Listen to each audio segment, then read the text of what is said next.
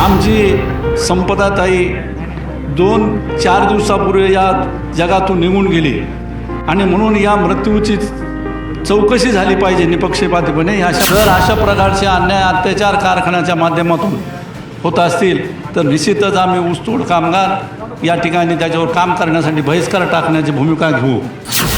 अडचण अशी आहे की आमची एखादी लेख गोरगरिबाचे लेकरं शिकतायत, मोठे होत आहेत, डॉक्टर होत आहेत, एवढ्या सगळ्याला झाल्यानंतर त्यांना कुठली तरी जॉईनिंग मिळते आणि अशा परिस्थितीमध्ये लढण्याच्या भावनेमधून या नोकरशाहीच्या दबावाखाली, दबावापोटी तिचा बळी गेलेला आहे। ती किती लढाऊ आहे, तिने तिच्यावर होणाऱ्या अन्यायाची कथा DYSPंना सांगितली आहे। सकाळपासूनच वडवणी शहर हे कडकडीत बंद आहे। सर्वसामान्य नागरिक आणि सर्व पक्षीय नेते याचबरोबर सामाजिक संघटना या बंदमध्ये सहभागी झालेल्या आहेत आणि संताप व्यक्त करण्यासाठी जो बीड परळी राष्ट्रीय महामार्ग आहे या राष्ट्रीय महामार्गावरती तब्बल मागच्या 1.5 तासापासून या ठिकाणी रास्ता रोको आंदोलन चालू आहे। माझ्या पाठीमागे पाहतोय आपण हे सामान्य नागरिक हातामध्ये फ्लेक्स घेऊन जे गुन्हेगार आहेत त्यांना कठोर शासन झालं पाहिजे अशा पद्धतीची मागणी केली जाते। त्याचबरोबर आत्महत्येस भाग पाडणारे जे काही अधिकारी आहेत त्यांच्यावरती देखील कारवाई करावी अशा पद्धतीची मागणी केली जाते। एकंदरीत जर बघितलं तर महिला देखील आणि जे पीडित कुटुंब आहे ते देखील या ठिकाणी सहभागी झालेलं आहे। मोठ्या प्रमाणात संताप व्यक्त केला जातोय आणि ज्या आरोपींनी अशा पद्धतीचं कृत्य केलं आहे त्यांना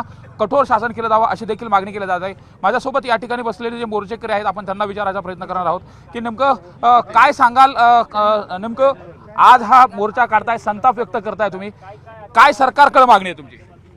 आज वडवणी शहरामध्ये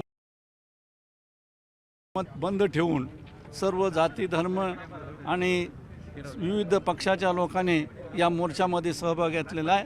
आमची संपदाताई 2-4 दिवसापूर्वी या जगातून निघून गेली आणि म्हणून या मृत्यूची चौकशी झाली पाहिजे निपक्षपातीपणे। अशा प्रकारची आमची मागणी आहे आणि या मागणीच्या मोर्चेकऱ्याच्या माध्यमातून आम्ही CIT स्थापन करावे अशा प्रकारची मागणी केली जाते। मात्र दुसरीकडे बघितलं तुम्ही म्हणजे इथून जे ऊसतोड मजुरांचे नेते आहेत म्हणूनही पाहता, मात्र ज्या कारखान्याच्या माध्यमातून फसवणूक केली त्या संदर्भात काय नेमका निर्णय घेतलाय, काय त्याच्यावर बहिष्कार वगैरे टाकणार?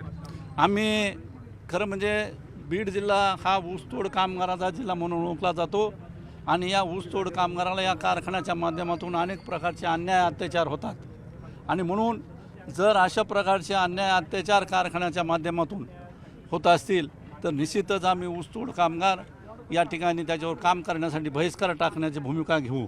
आपण पाहतोय आक्रमक झालेले आहेत, काय सांगाल, काय नेमका संताप व्यक्त केला जातो आणि कशा पद्धतीने जनभावना आहे?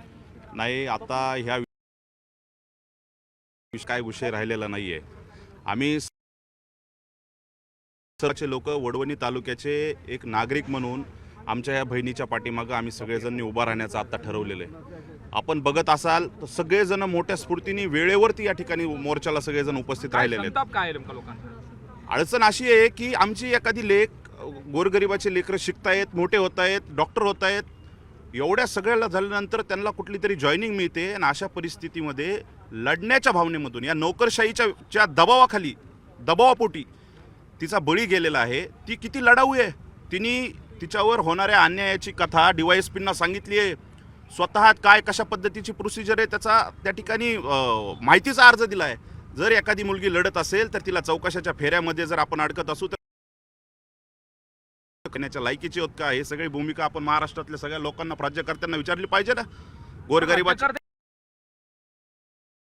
ज्यांच्यावरती आरोप केला जातो त्यांच्या बाबतीमध्ये क्लीन चिटचा देखील देण्याचा विषय केला जातो, काय नेमकं?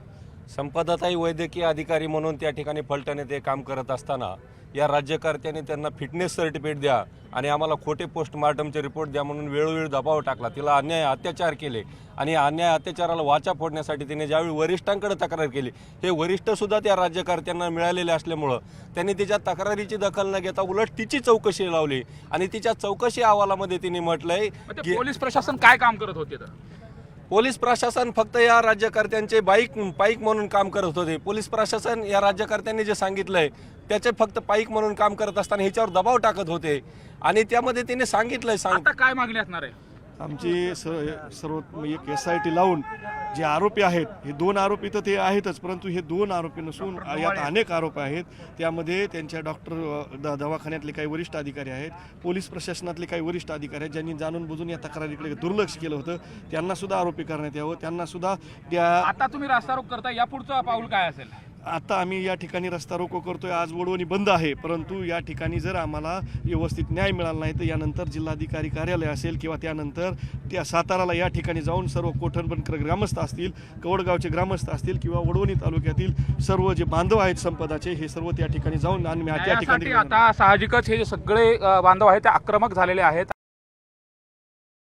अनेकांना जर नाही मिळाला तर साताऱ्यापर्यंत जाण्याचे देखील हाक केले जाते.